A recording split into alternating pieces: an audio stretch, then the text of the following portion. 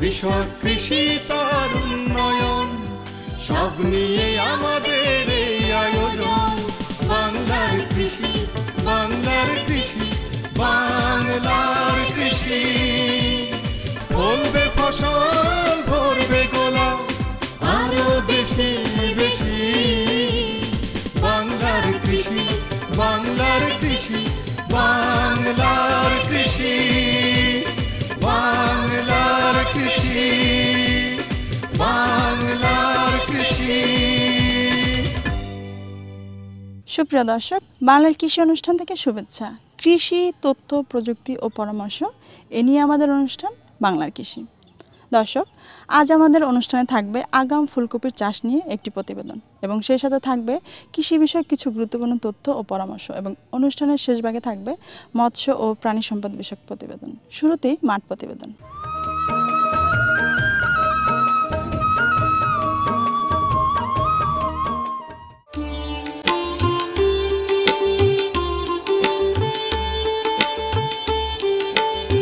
শীতকালীন শাকসবজির মধ্যে ফুলকপি অন্যতম। ফুলকপি সাধারণত ডিসেম্বর জানুয়ারিতে বাজারে পর্যাপ্ত পাওয়া যায়। তবে সাম্প্রতিক বছরে অনেকেই আগাম ফুলকপি চাষ করেন, যা সেপ্টেম্বর অক্টোবর মাসেই প্রচুর পাওয়া যায়।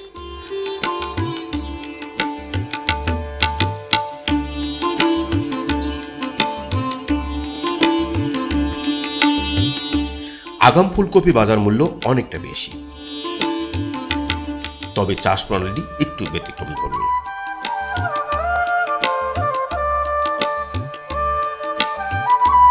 এবার শুনুন কৃষিবিদ ডক্টর মোহাম্মদ ওবায়দুল হকের কাছ থেকে আগাম ফুলকপির চাষ প্রণালী। 25 থেকে 30 দিন বয়সের চারা হলে আমরা জমি প্রস্তুত করে নেব মূল জমিতে লাগাবার জন্য।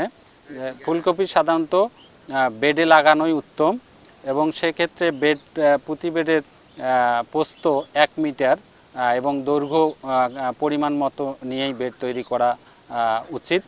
এবং এরপর আমরা এই বেডে শতাংশ প্রতি ইউরিয়া 1 কেজি, টিএসপি 600 গ্রাম, এমওপি 750 গ্রাম আর বোরন আমরা 40 গ্রাম পার শতাংশে দিয়ে ভালোভাবে মিশিয়ে চারা রোপণ করব।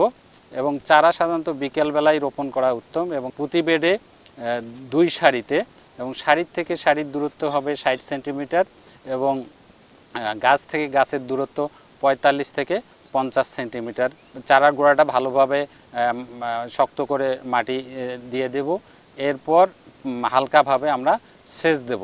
এটা সেচ ঝর্ণা দিয়ে দেওয়া যেতে পারে, কিন্তু যখন আমরা বেশি পরিমাণে চাষাবাদ করব তখন টিউবওয়েল দিয়ে বা ডিপ টিউবওয়েলের মাধ্যমে ফ্লাড ইরিগেশন মানে পুরাটাই জমিটা ভিজাইয়ে দেব। এরপর 3 সপ্তাহের দিকে যখন চারাটা লেগে যাবে তখন মাটিটাকে হালকাভাবে কোপায়ে দেব এবং প্রথম উপরি প্রয়োগ দেব সার। এখানে বলে রাখা দরকার যে আমরা ইউরিয়া যে পরিমাণ মাত্রা আছে যে 1 কেজি প্রথমবার না দিয়ে তার 2 ভাগ রেখে দেব এবং 1 ভাগ বেডে দিয়ে দেব। এরপর 21 দিনের দিকে আমরা প্রথম টপ ড্রেস যখন বা উপরি প্রয়োগ করব 1 ভাগ সার, যে পরিমাণ ইউরিয়া সার আমরা 2 ভাগ রেখে দিয়েছি তার 1 ভাগ দিয়ে মাটিটাকে হালকা করে দেব।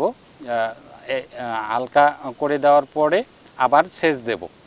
সেচ দেওয়ার আবার 2 সপ্তাহ পরে 35 দিনের দিকে আমরা আর একটা টপ ড্রেস বা উপরি প্রয়োগ করব, যে পরিমাণ ইউরিয়া সার আছে অবশিষ্ট থাকবে সেটা। যদি বেশি পরিমাণ নাইট্রোজেন জাতীয় সার বা ইউরিয়া সার প্রয়োগ করা হয় সেক্ষেত্রে গাছের বৃদ্ধি বেশি থাকার কারণে তাড়াতাড়ি কাঠ বা পুষ্প দেখা দেবে না।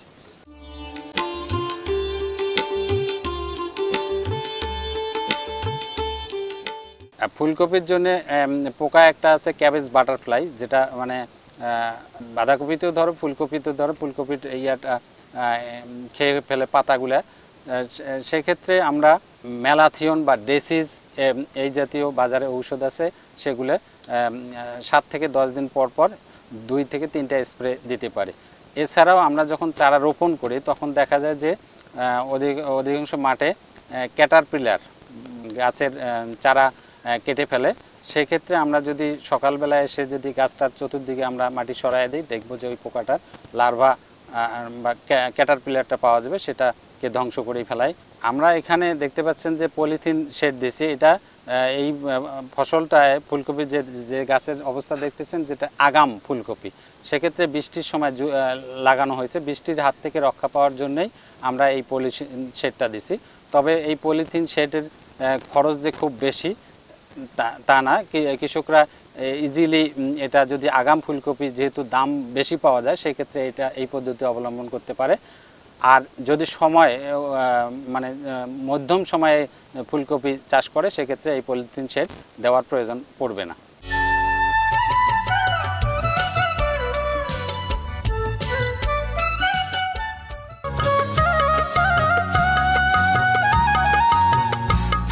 সাতকরা লেবু জাতীয় অপ্রধান ফল, কিন্তু সিলেট অঞ্চলে খুবই জনপ্রিয় ফল। সাতকরার সায়েন্টিফিক নাম হচ্ছে ম্যাক্রোপেট্রা। তবে লেবু বা কমলা লেবুর মতো এর রস খাওয়া হয় না। পাকা পরিপক্ক ফলের খোসা বিভিন্ন ধরনের রান্নায় তরকারি হিসেবে ব্যবহৃত হয়। বাংলাদেশ কৃষি গবেষণা ইনস্টিটিউট সাম্প্রতিক বছরে বাড়ি সাতকরা এক নামে একটি জাত উদ্ভাবন করেছে।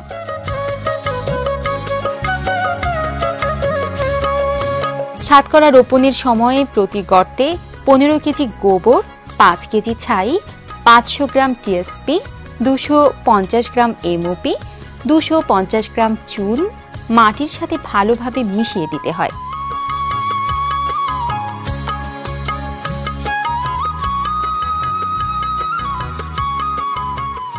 যে সাতকরার পাতা দুই ভাগে বিভক্ত, এবং পাতার যে প্রথম অংশ যেটা বলা হয় এটাকে বলে উইং বলে, সেই উইংটে আসল পাতা থেকে বড়, এই জন্য এটার ইংরেজি নাম হলো সাইট্রাস ম্যাক্রোপটেরা। ম্যাক্রোটেরা অর্থ উইং, আর ম্যাক্রো মানে বড়, এই পাতা থেকে উইং বড়, এটা একটা বিশেষত্ব। সাতকরা ব্যবহারের ক্ষেত্রে একটা উল্লেখযোগ্য বিষয় হলো সাতকরাকে শুকিয়ে অনেক দিন রাখা যায়, এবং সেটা পরে যখন ব্যবহার করা হবে, যখন তরকারি পাকানো হবে, তখন এইটা অরিজিনাল গন্ধ এবং স্বাদ অটুট থাকে সাতকরাতে।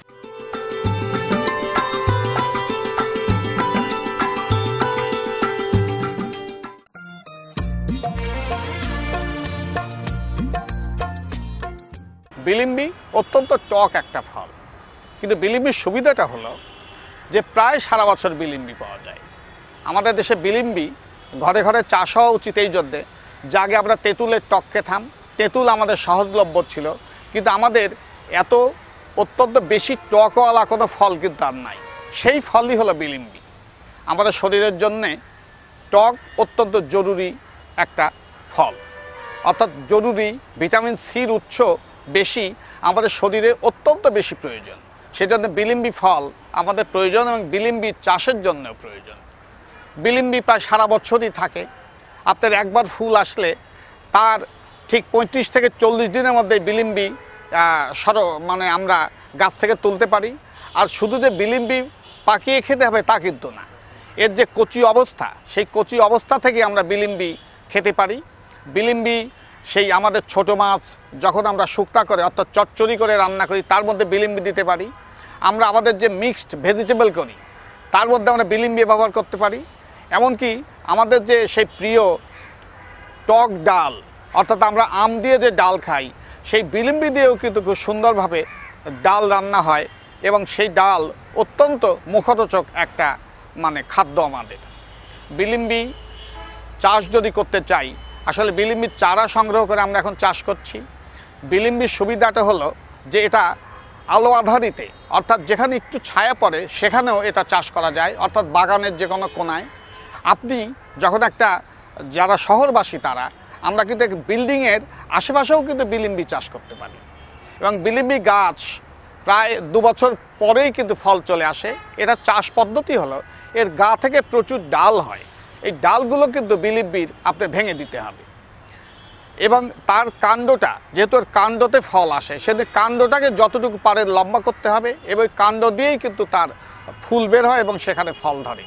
থোকা থোকা যে ফল হয় তার মধ্যে থেকে আপনি যেগুলো আগে ধরে সেগুলো বেছে বেছে আপনি সেই বিলিম্বিটা সংগ্রহ করবেন এবং এভাবে যদি সংগ্রহ করতে থাকেন তাহলে একবার যে বিলিম্বি হয় সেটা আমরা প্রায় 1 থেকে 1.5 মাস পর্যন্ত এই বিলিম্বিটা আমরা ব্যবহার করতে পারবো এবং ঠিক যদি বিলিম্বি শেষ হয়ে গেল তার 15 থেকে 20 দিনের মধ্যেই যদি আমরা আবার একটু সার ব্যবহার করি তাহলে তার গা দিয়ে আবার ফুল আসবে। আমরা বছরে প্রায় 4 থেকে 5 বার 6 বার বিলিম্বি একটা গাছ থেকেই আমরা উৎপাদন করতে পারবো এবং এই বিলিম্বিটা প্রায় 9 থেকে 10 মাস পর্যন্ত আমরা ব্যবহারও করতে পারবো। সুতরাং আসুন সবাই মিলে আমরা এই টক ফল হলেও এই বিলিম্বির চাষ সম্প্রসারণ করি। বাংলার কৃষি, বাংলার কৃষি, বাংলার কৃষি। দেখছিলেন বাংলাদেশ টেলিভিশনের প্রতিদিনকার কৃষি বিষয়ক অনুষ্ঠান বাংলার কৃষি। সঙ্গেই থাকুন এবারে মৎস্য বিষয়ক প্রতিবেদন। এতে আজ থাকবে ভালুকার ধনু মিয়ার মৎস্য খামার নিয়ে একটি প্রতিবেদন।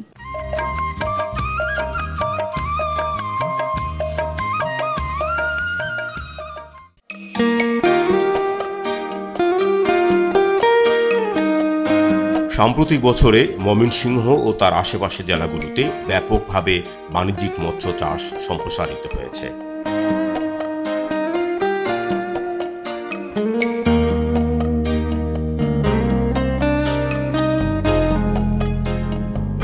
ময়মনসিংহ এবং তার আশেপাশের জেলার অনেক মানুষই এই মৎস্য চাষে সম্পৃক্ত হয়েছেন।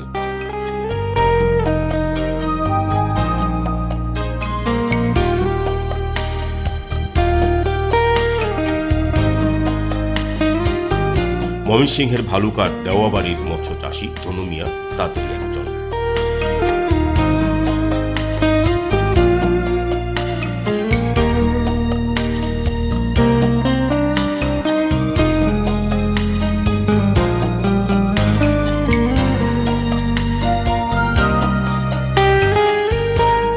ধনু মিয়া দীর্ঘদিন কুয়েতে চাকরি করেছেন। পরবর্তীতে দেশে ফিরে ধনু মিয়া মৎস্য চাষে সম্পৃক্ত হয়েছেন।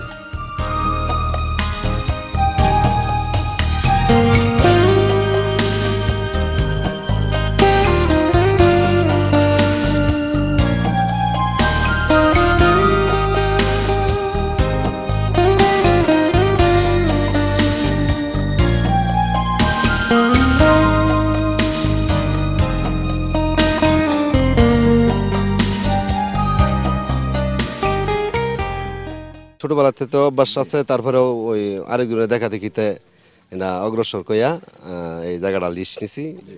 আমাদেরও কিছু জায়গা আছে, তারপরে এটা আমাদের মাছ এই রুই, কাতলা, কার্পু, সিলভার, ইলিশ বাটা, তেলাপিয়া, এই বাংলাদেশ ইত্যাদি সমস্ত মাছগুলাই চাষ করছি। লগে পাঙ্গাস হতেছি। 8টা পুকুর বানাইছি, 57 একর জায়গা। রুই, কাতলা, কার্পু, সিলভার, মিরকা, ইলিশ বাটা, তেলাপিয়া, পাঙ্কাস। টুকটা ভাটকা মাছ ধরতে গেলে ভালুকা বেশি, আর বেশি ধরনের বেশি গাজীপুর, এই সখীপুর, এই দিকে 1-2 টন যে দৌড়ি আমরা বেশি টাকার প্রয়োজন পড়ে তখন ওই দিকে। বাংলার কৃষি, বাংলার কৃষি, বাংলার কৃষি। দেখছিলেন ধনু মিয়ার খামার নিয়ে প্রতিবেদন। আর এরই সঙ্গে শেষ করব আজকের বাংলার কৃষি। বাংলার কৃষি অনুষ্ঠান আগামীকাল ঠিক একই সময় প্রচারিত হবে, দেখবেন আশা করি। আর হ্যাঁ, সেই সঙ্গে জানতে চাই আপনাদের মতামত। আমাদের অনুষ্ঠান বিষয়ে আপনাদের যে কোনো মতামত আমাদের লিখেও জানাতে পারেন।